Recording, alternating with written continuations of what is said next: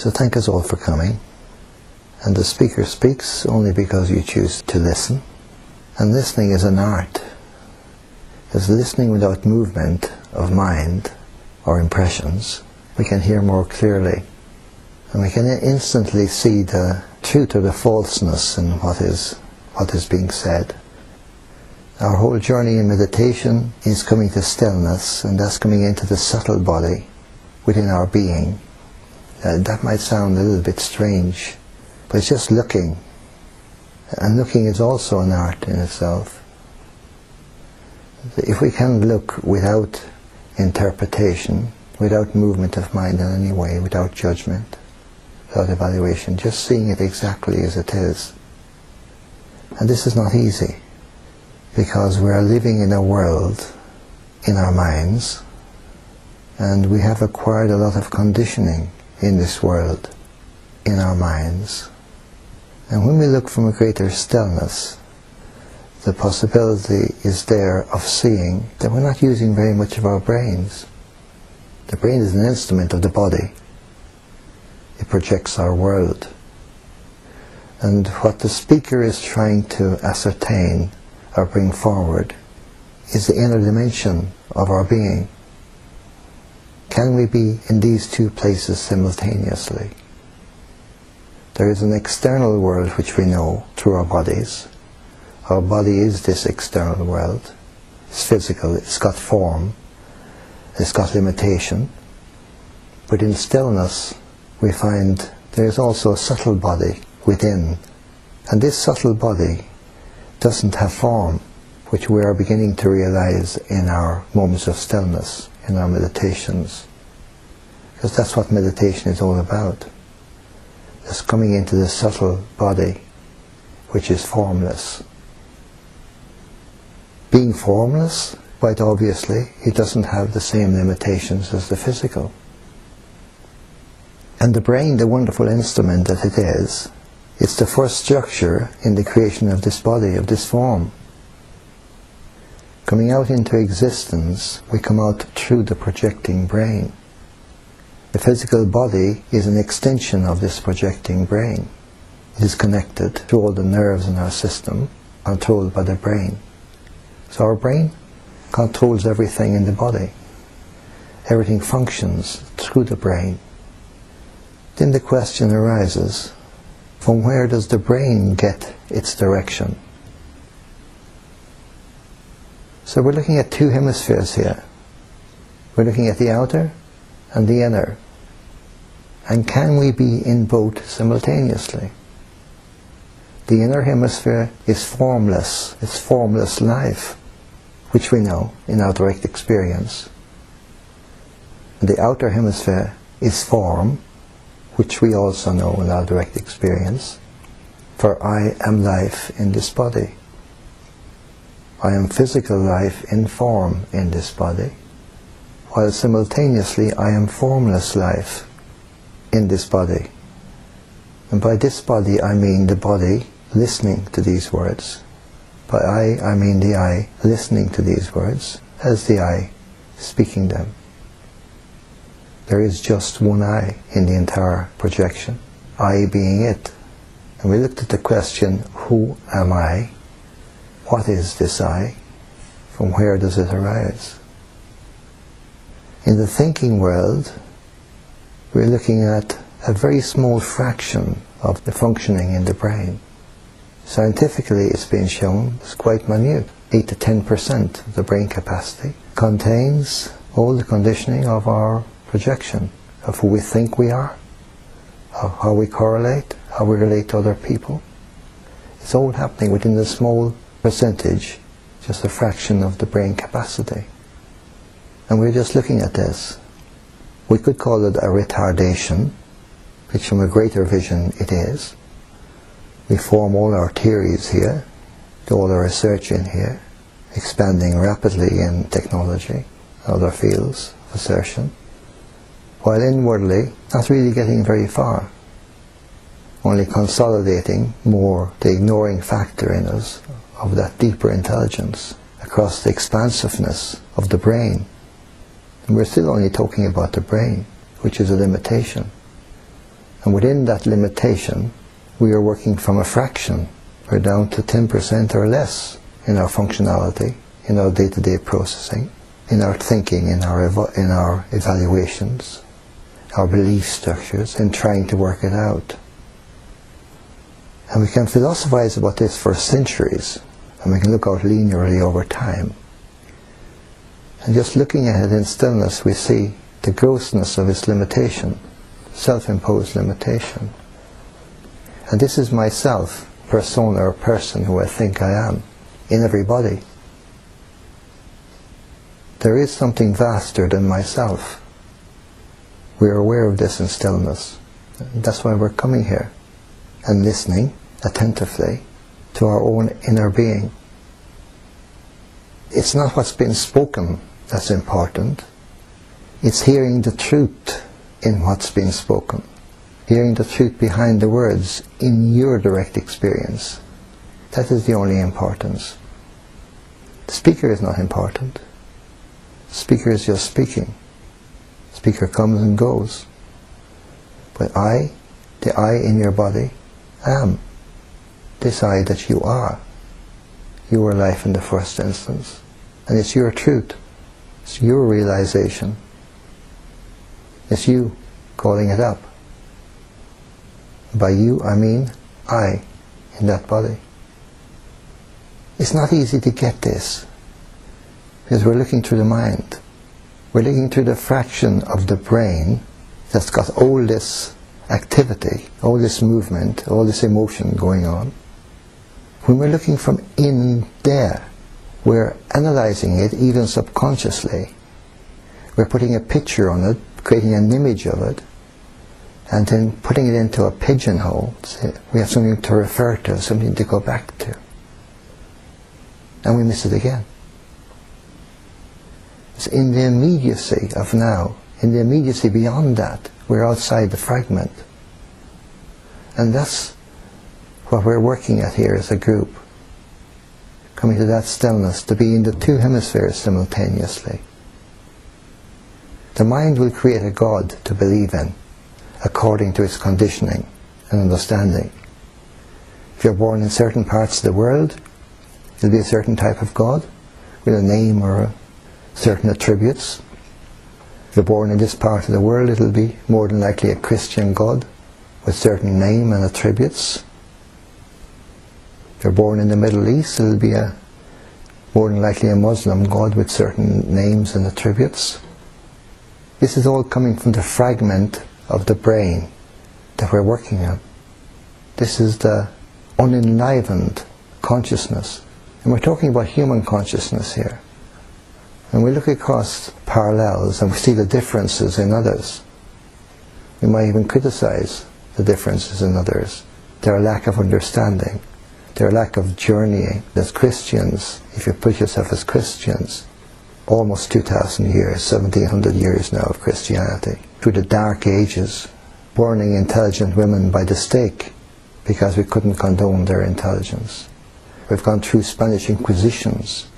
We've gone through all this horror and torture and rejection of truth. And then we look across at other societies, other cultures.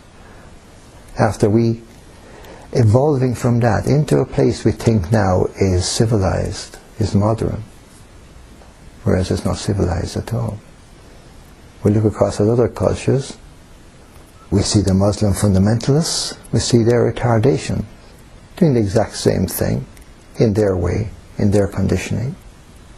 And we can criticize them, set up our laws and regulations around them, give ourselves justification for going in and bombing them, destroying their societies and their cultures.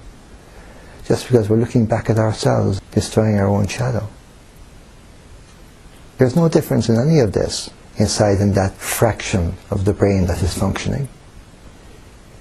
You are, as a person, just a speck in this fragment of human projection over time. When we're looking linearly, going back the few thousand years we have, we are the accumulation of all of that now. Going backwards and forwards is still the same from now. But we cannot see it that way because we're looking from the fragment. We're looking from the slow journey within the fragment. And within the fragment we set about change, bringing about change. We set about revolution or evolution. We're still within the fragment. We're still not blasting out of it. When we're living in this type of isolation, and then you're inner isolation, because you know you're conditioned. You know you're in this body, in this projection of consciousness, but you're here conditioned. And you know your conditioning. I know my conditioning. How do we know it? By analyzing it? By measuring it against others who are differently conditioned? No. That's not knowing. That's measuring within the fragment. When I come into stillness, absolute stillness in my being, and just observe what's rising in me. Observe the pain, the anger, the rejection of the truth in myself. When I look at my condition without movement, seeing it exactly as it is. It takes phenomenal stillness to see it without moving. The more I philosophize about it, the worse my condition becomes. The more anger builds in me. The more I want to hit out. The more I want to control my environment, as we all see very well. It doesn't work that way. That is conflict, stimulating more conflict. We witness it in our daily lives. It's just conflict. See the anger, see what's behind it. We have two hemispheres. You have the inner, we have the outer.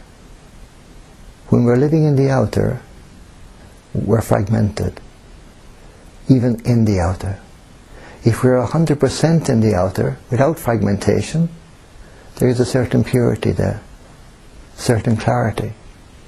But we're not even that.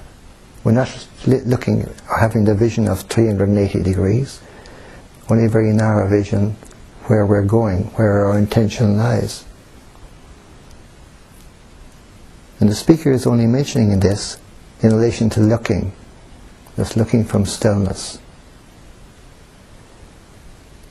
In the fragment of how we are looking, we see something terrible happening in our lives, and we attack our concept of a God. God, how could you do this to me? How could there be a God when there is such suffering in the world? What type of God is it? As we look from our fragment, as we look from our condition. In the inner hemisphere, when you're looking out or looking down on the fragment, all is clear, all is seen. There is no problem, there is no issue. The issue arises from the fragment. Can we be in the two hemispheres simultaneously, right now?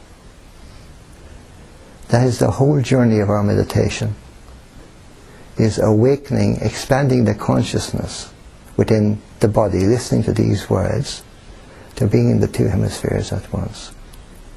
To be formless life, while also simultaneously being the expression of life in the body, having no issue with it, no problem with it. Because we have this blockage, and the blockage is here, and the blockage is clear to be seen when you're looking from the inner hemisphere, in everyone and everything about you, the blockage is clear to be seen. When you have alignment, the two are one. There's no duality in it. The two are one. You know this when there's nothing arising. Nothing within arising. If anger comes in your door and challenges you, you don't return anger. You might help for the anger to see itself, but it's not coming through anger.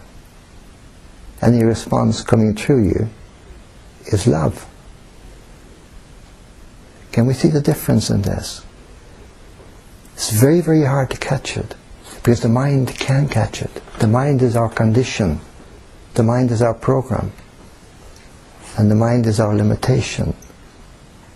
And the more intellectual we become, the greater the blockage. the greater the constipation in this projection of matter.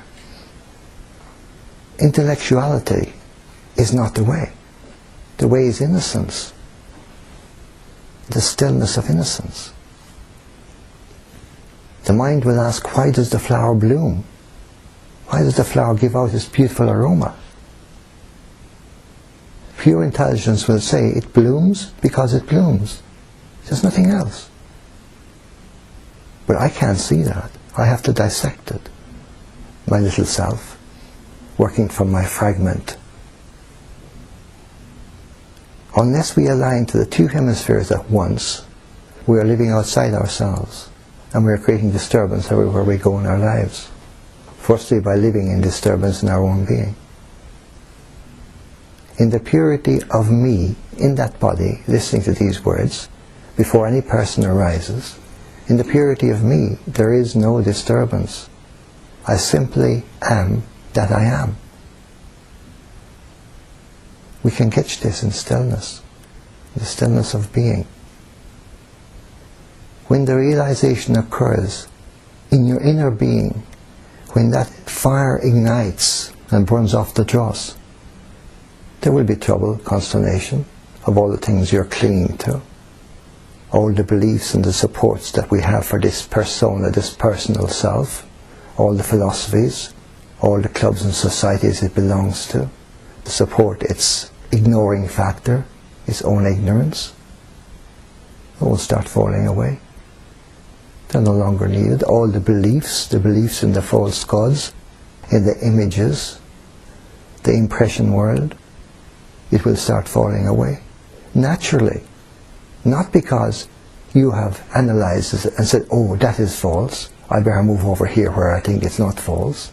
Not any of that rubbish, that utter stupidity, nonsense, the philosophical mind, nonsensical, believing in fairy tales, in stories, moving from one illusion to another.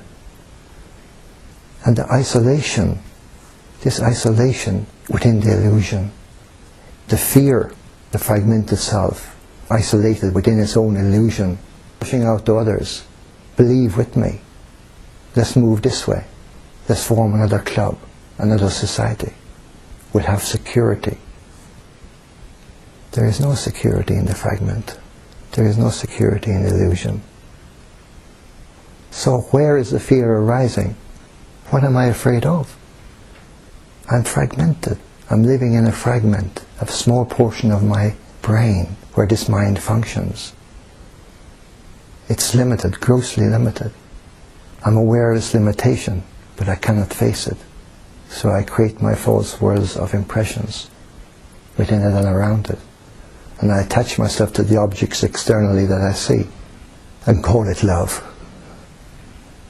And all it is use and abuse. We're all abusing one another. Can I stand alone? I, the man or woman, listening to these words, can I stand alone and face this grim isolation I put around myself? Can I see it exactly as it is? But I cannot see it without looking. Can I look in stillness? Can I look without movement of thought, without analytical process? Can I look at the face of another and see the beauty with nothing arising? The beauty in the countenance of another human being and see no distance.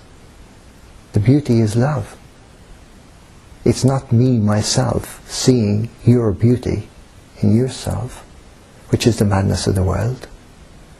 We've got all the cosmetic surgeries going on, all this crazy stuff to try and create artificial looks.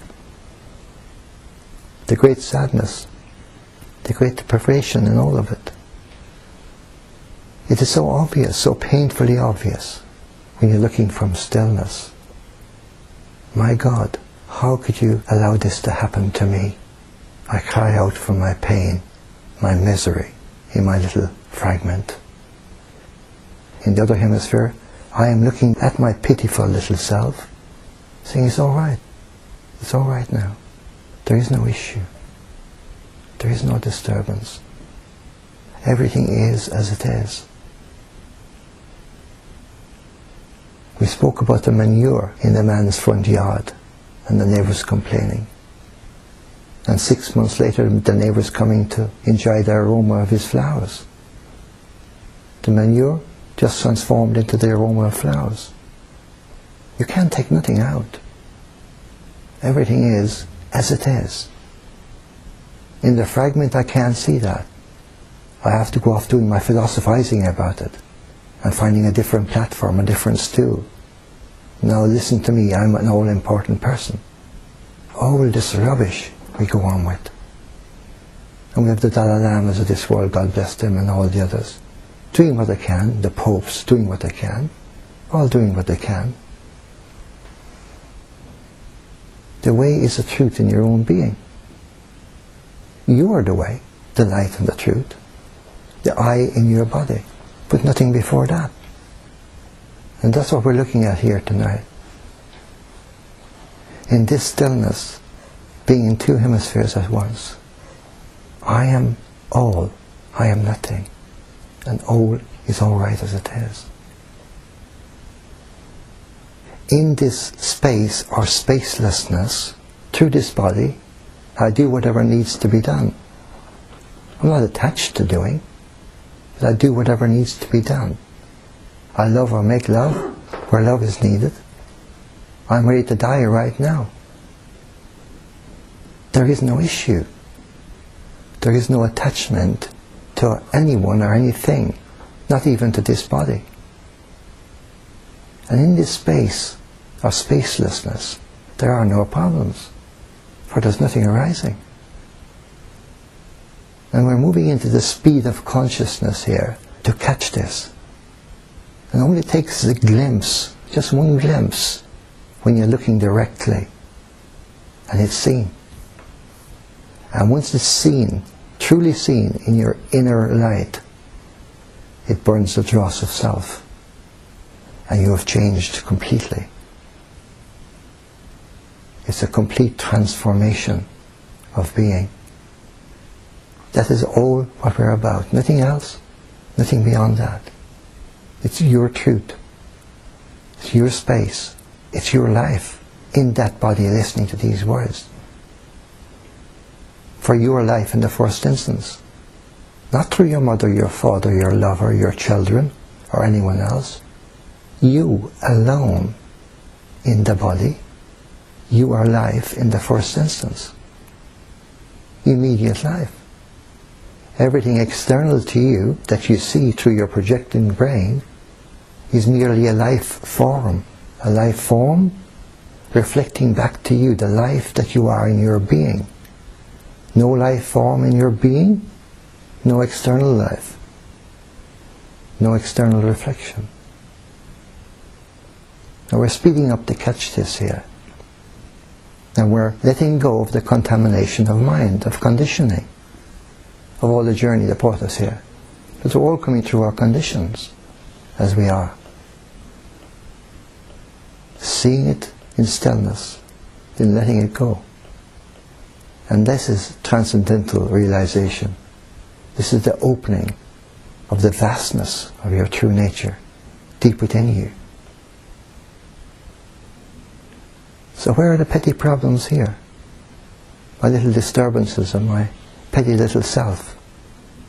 What's so all important about that? Where am I crashing now? When I'm looking from the other hemisphere of my being and seeing all is perfectly right as it is. Coming back into your fragmentation, where we look from, if you look back through memory, through your life journey, and see all the terrible consequences you had on certain occasions, traumas you had to go through, broken hearts you went through, looking back across memory, you can clearly see everything is necessary. The greatest disturbance brought the greatest opening, the greatest opportunity to transcend the condition. There are no mistakes, because there were no mistakes when you see it clearly. and now we're looking from the fragment just through memory. Even looking there we can see, yes, of course, there were no mistakes. I wouldn't be here now if I hadn't gone through that, whatever it was, that brought me to this point in my fragment. So we are coming by degrees within the fragment, opening gently and gradually, but not philosophizing it and going back into another unearthly spin of world, of gluttony of words. We see it for what it is, and it falls away. The speaker many years ago was accosted by a realized master that smashed his persona. Was it because he had the power? No. Conditions were right. The speaker had lived enough of his world, had come to the pinnacle of his external expressions. It was time. Time was right. Living masters come and pass away, as all things external come and pass away in our lives, as we see when we look back. It's all necessary. He was penned to a purpose after it had been smashed in him. And that purpose was just to feed it out to any one, two or others who were there to listen. No more than that. There is no self-elevation because there's no self. J.D. Krishnamurti, who was spotted by certain people in the Theosophical Society as a wandering orphan in India, as the New World Messiah, and he was bought and groomed for that purpose. And in his late 20s, something within him occurred, and he denounced all of it, all of them, much to the disappointment of the philosophers of that time. He went into his own stillness, walked away. Oddly enough, his works, teachings, showed that he was a master of his time. If you see a large crowd following you, rest assured you're going in the wrong direction. We are here because we are here. You are here because you are here. The speaker is here speaking because he is here. There's nothing special about any of this, or there's no one special among us. But you are special, for you are life in the first instance, where life is. And you are immediate in the two hemispheres, in the vastness of it all in your true nature, and in this fragment of brain projection. Seeing and knowing is a fragment. Living our lives rightly, living our lives honestly, not believing in anything to cover something else, not living in denial, not living in pretentiousness, which we do when we go sprouting our philosophies, our ideologies, our theologies, our pretentiousness. That's what attracts the big crowds, pretentiousness. Because the world is pretentious, and the world gravitates to its own. In your being, in your inner being, there is no pretentiousness. In your inner being, you alone are life. Physically, you're alone in your body. Psychologically, you're alone in your being. Alone I am born, alone I live, alone I die. And the great opportunity we have here is seeing this exactly as it is, and passing through our limitations, passing through our self-imposed restrictions, and being perpetually in the state of love, in the state of being perpetually in the oneness of my true nature. And when I look on the face of my love, and seeing the beauty and the reflection and the wonder of all that is life, of all that is truth, and all that is God, there is no want in here, no wantonness, no frustration, no feeling of being left out, no inner claw rising to grab, take and abuse my love. Can we see the demonic? It is not external. And can we see the love? It is not external. We are coming in pure being to the human psyche, of all that is congealing in the human psyche, into this body, what it has picked up, on this existential journey. We have a direct line. We are not distracted by the occult, by stories about astral planes or other projections of the limited consciousness. We're not distracted by any of these things. We're living in direct purity of our true nature. And in the stillness of this place of inner beauty, of my being in that body, seeing that I am all that is. There is no disturbance here, no distractions, being in two hemispheres at once. Now I am ready to die. Now I am ready to love. Now I am ready to do whatever life asks me to do, without objection or projection of analysis or thought. Simply doing in the state of love. This is our time together, for this purpose only. We are getting this. The intelligence within you resonates it. Not the distorted intelligence coming to the human psyche, into the physical brain, and then the philosopher's mind. We're not out in any distortions. We're not out in any contamination through word. Words are only symbols. We are aligning to the pure intelligence, the same intelligence that's looking out through the eyes of every living being according to its nature. We are one with that intelligence, one with life. And that oneness, we can say, is God. This stillness, in this place right now, is true meditation. There's nothing forced about it, no projection in it, just stillness. And the practices we do and we've been doing is aligning ourselves to the sensation of life in the body. It's bringing our existential attentiveness back in from our mind worlds, through the mind into the body, and focusing this wandering attention, just focusing it on the sensation, that tingling sensation of life in the flesh. We are firstly trying to bring our attention to one place. It's like the light in a burning torch. If you're burning a settling torch, you're focusing the attention to a point where it burns through steel. We're bringing this attention slowly in from the external world of our projections, from our pains, our sorrows, our anguishes, all the disturbances out there. We're bringing this attention in, slowly but surely, into the body, into the sensation of life in the flesh, in this body. This is my flesh, my body, as we come in. And holding the attentiveness on the sensation, and feeling the gratitude for this body.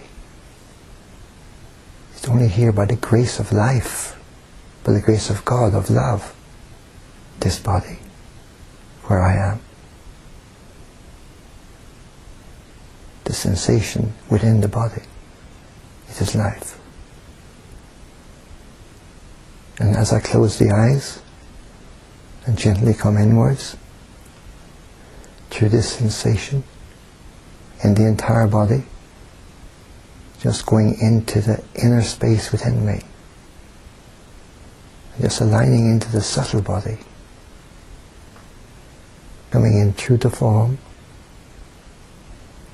I'm conscious of my fingers and my toes, the air touching my skin. I'm conscious of my inner body. I'm conscious of the shape of this body.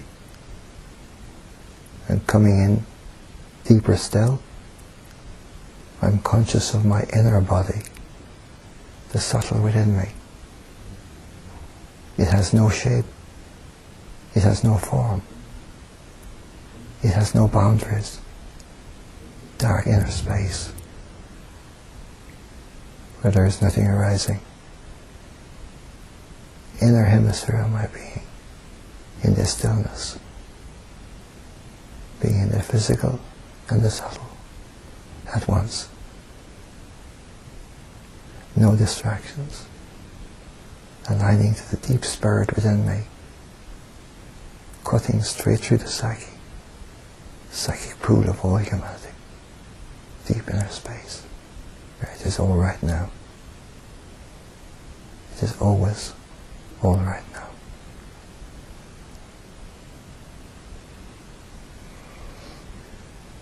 And just staying in this place, two hemispheres at once, being in the subtle body and the expansiveness of inner space, and one with your nature,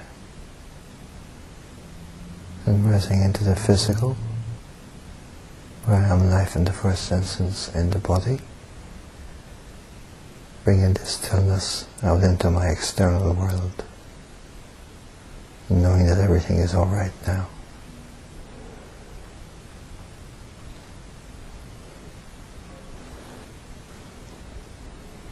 Are we getting this? Your attentiveness is speaking louder than words. We come closer to two hemispheres at once. When this is fully ignited within you, you are in your freedom now, where true freedom is.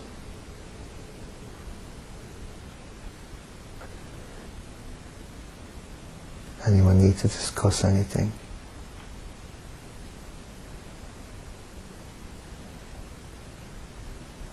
We all sense how we are moving into a much finer space. This is the only reason why we're here.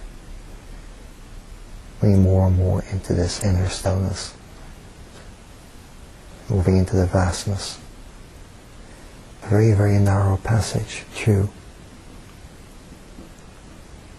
When we're born physically from the womb, being pushed from the womb, we all have to come down the narrow passage of the birth canal, and it is a painful and life-changing experience. As we move into the finer realms, we are looking at something much more astute, because we've accumulated the dross of the world, the dross of our projection, of our personas, of who we think we are, our opinions, our beliefs, all our attachments, how we see a measure wrongly. All of that is dissolving, because nothing can come into the sacredness of your inner space. Nothing. It's your sacredness within. This is you coming home, passing through the great fire, coming into your inner purity. And this is a phenomenal awakening. It's aligning your inner being. And it happens for you only as self falls away. And now you reach out with a hand of giving, of flowing goodness from the sanctuary within. It's your true nature. I am nothing, and all is all right as it is.